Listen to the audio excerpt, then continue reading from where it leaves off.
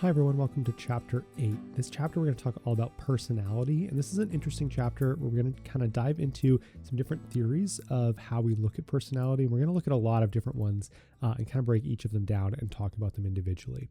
All right, so let's go ahead and get into this. So chapter 8, personality. So starting off, let's talk a little bit first just about, well, what is personality? So when we talk about personality, there's a couple key components we want to kind of identify and sort of just kind of frame before we get going.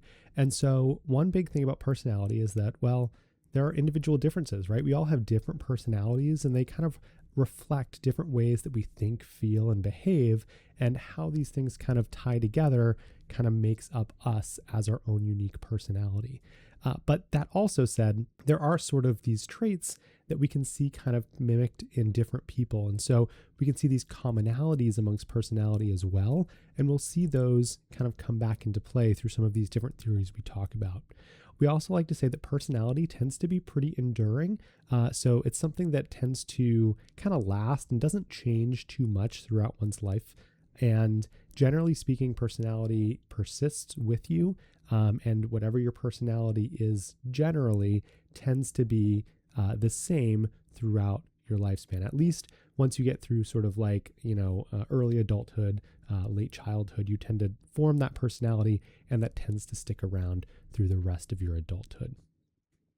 There's also three key elements of personality that I want to highlight here as well. First, the uniqueness of personality. And so we use personality to help identify what is unique from one person to another. And this can be due to the overarching personality. This can be due to different combinations of pieces of personality traits. And what's really cool about this is that we use this to study individual differences in a lot of different criteria and a lot of different aspects in psychology. And so we use personality as a way to show that people can have differences in lots of different areas of things, not just through their personality, but as an example of identifying differences amongst people in different criteria. Again, I want to point out that consistency is a big piece of personality. So typically speaking, we don't see a lot of change in your personality throughout your life. Generally, it remains pretty consistent.